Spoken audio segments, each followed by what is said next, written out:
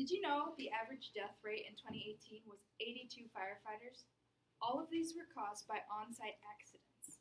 Those are debris falling on fire department firefighters or other unrelated causes of like maybe a firefighter went inside a house and the house just went up in flames. You might not know everything about being a firefighter, but I hope that you can take what I'm telling you today so that when you see a firefighter, you can see what I see. My three main points that I'm going to talk about today are the history of the fire department and the inventions that were created, improvements over the year on technology, and the importance of change.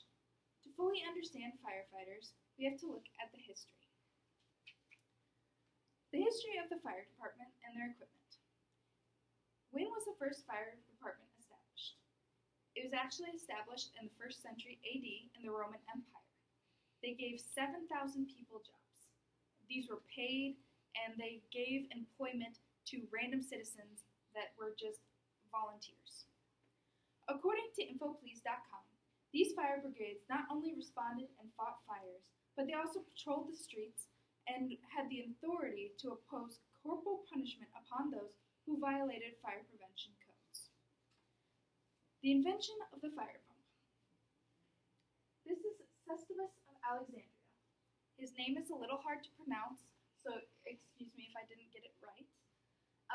Here he is in this photo. He is sitting down, and this is supposed to be him creating the first ever blueprints of the fire pump. He actually created the fire pump blueprints in 200 BC, but they weren't used right away because many people didn't believe there was a need for a fire pump. It wasn't until 1500 AD that people started realizing that a fire pump was kind of initial and you needed it to fight the fires. Now there are different kind of pumps. Here's a two-person hand pump. As you can see, one person would be on this side and one person would be on this side, and they'd be pumping away. This would usually be used for smaller fires because it didn't get a lot of water out, but it was still better than the bucket method where you grabbed a bucket and had to pass it down the line. There was also a 10-person pump. This was a huge pump, about 5 people on each side, and it would pump out a lot of water really quickly, but it was very heavy and hard to move, so you would have to have it hooked to a wagon. And if this wagon was across town and the fire had started, you weren't going to get there in time to save the building. The building would be down, but you at least could hopefully prevent it from going onto another building. But there was a problem with the 10-person pump. It easily got jammed and was very hard to fix if it did get jammed. In 1679, the first fire engine pump was actually brought to America. In 1853, the first steam engine was built. According to Popular Mechanics magazine, Miles Greenwood and fellow Sistanians invented the first practical steam pump engine. The city soon organized the first professional fire department. So because they were able to make a steam pump, like a steam train or other ways, they were able to bring it on a sort of vehicle, and it was easy to move. You can move it, so if you got one side of the house free and it was all watered down and there was no flames, but the other side was also very wet, very much on flame, you can move the vehicle around, which was very helpful because at that time period, you were not able to move around the pump and get the water to the other side of the house. Like the fire engines, we also had changes in uniforms and gear over time. Improvements on uniforms and gear over time. Clothing changes in early 1600s. And today, they're still changing.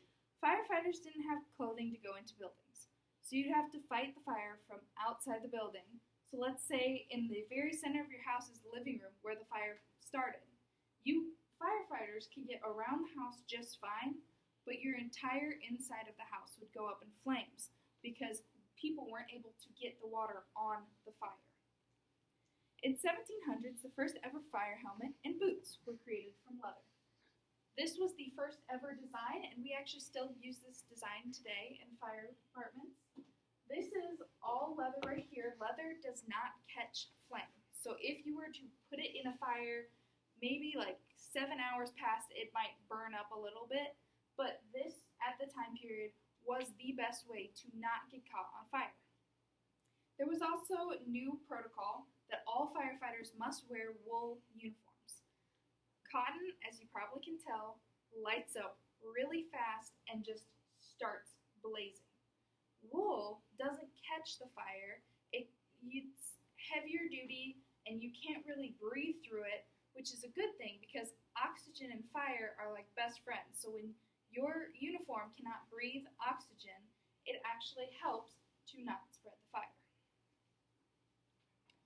Now, to prevent fire gear failure, the Chicago Fire Department, the Department of Homeland Security, and the U.S. Fire Administrator created a test, an experiment, to really understand why fire equipment wasn't working. Now, what they first did was they grabbed fire masks. Those are the weird masks that make the noise that you make it sound like you're Darth Vader. The masks started blowing up on people's faces in the fire. Now, a bunch of people were like, what's going on? We can't have the people going inside the building burning up and getting hurt because of our masks. So, according to the National Institute of Standard and Technology, self-containing breathing apparatuses, the face pieces, were exposed to thermal environments from propane fuel collaboration experiment and furnished townhouse fire experiments, which means that they went in and created a scene, like an actual fire, and they just tested different kinds of air masks. Once one worked, they tested it in a different environment, and if that didn't work, they went back to the drawing board and created until they came up with something that they said, we can put our name to that. Fire departments will not get hurt because of our equipment. So, imagine what would happen if we didn't have the gear we had today.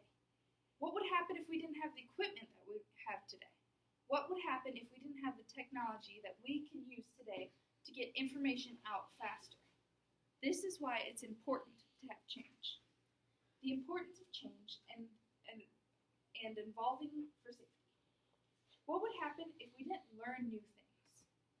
Firefighters are constantly learning new protocols, technologies, and techniques to go into the fires and get them out faster, getting people to safety and protecting them and the civilians.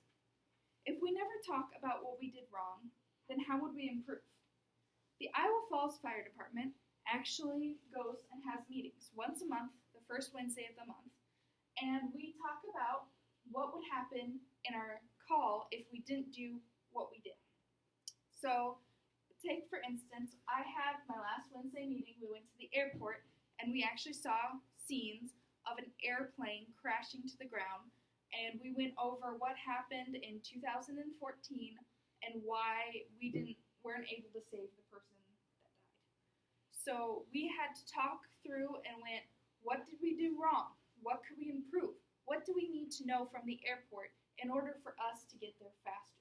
We just went over protocols and we actually went out and saw the planes to get to know the things. Our fire department is constantly trying to learn new things and become better. So by these Wednesday meetings, we're talking over what we can do to improve. So our fire pumps had people manning them, pumping them away. That caused over 500, 800 jobs in each city just so there was people to pump and people to do the hose. Nowadays we have the engines that you just turn on and then they pump out anyways and you have 7 people on a hose. We don't need that many firefighters. Of course, the more you want to volunteer, the better.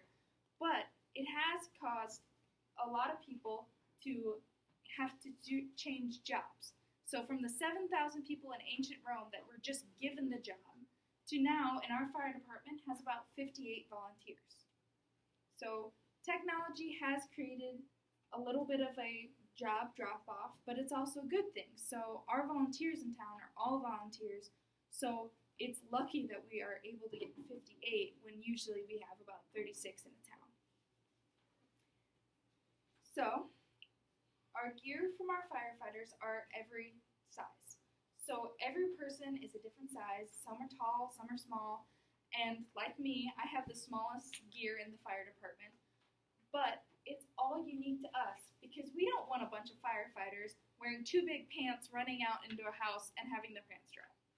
So every piece of gear is unique to us, and yes, it does mean it's kind of expensive, but over the years, because of the new inventions and new innovations that we have made, we are able to better get our uniforms for a better price and know what we need.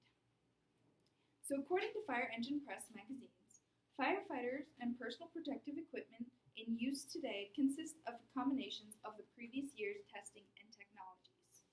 So what that's kind of saying is, of course, we are still using the techniques and stuff that we learned in 1st century BC, AD, but now we are able to improve and keep improving over time. In conclusion, we learned about the history of the fire departments and their technology, the improvements from our two-hand pump to our fire engines that we have today, and the importance of change. Firefighters will always be there for you. When you call with an accident or a fire, they are on call. It is because of the technology that we have today that we can get there in under 5 minutes. The takeaway from this, that I hope you can walk away with, is it's important to know that you're safe, because over the years, our ancestors have paved a way for us to take what we used then and make it into today.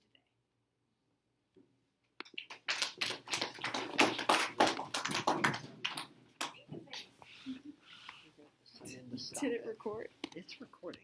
Okay. You gotta sign in to stop it. Okay.